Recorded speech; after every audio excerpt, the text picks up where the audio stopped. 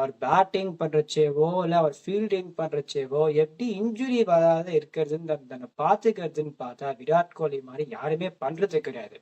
இப்ப நான் அவரோட ஜிம் ரூட்டீனை பத்தி பேசல, அவர் அடிக்கிற ரன்னை பத்தி பேசல.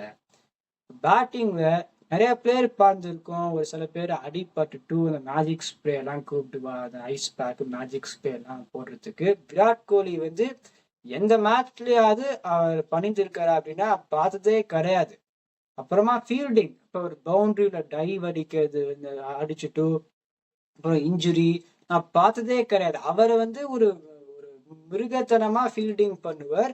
அப்பயுமே அவருக்கு தெரியும் எப்படி விழுறது, பேட்டிங்ல எவ்வளவு கஷ்டமான கண்டிஷன்ஸா இருந்தோம்னா எப்படி அடி வாங்காத இருக்கிறதுன்னு அவருக்கு தெரியும். இப்ப விராட் கோலிக்கெல்லாம் அவ்வளவு ஃபிட்னஸ் பண்ணதுனால அவருக்கு டைவிங்கே தேவையில்லை. அவர் sometimes you see him here and there dive, but ball boundary போறதுக்குள்ளேயும் அவரோட ஃபிட்னஸ்னால இங்கேருந்து அங்க ஓடி கவர் பண்ணிடுறாரு அந்த டிஸ்டன்ஸை.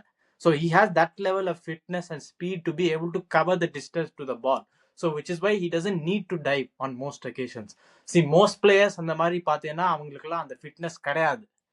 ஃபிட்னஸ் கிடையாது. They don't get to the பால்க்கு இவ்வளோ ஓடியும் இன்னும் வரல, பால் கிட்ட வரலன்னு they dive in desperation and they get injured. But Virat Kohli அந்த மாதிரி ஆவே மாட்டார். Even when he's fielding in the outfield பார்த்தீங்கன்னா அவர் ஓடி first he gets to the ball and he picks up the ball, he throws.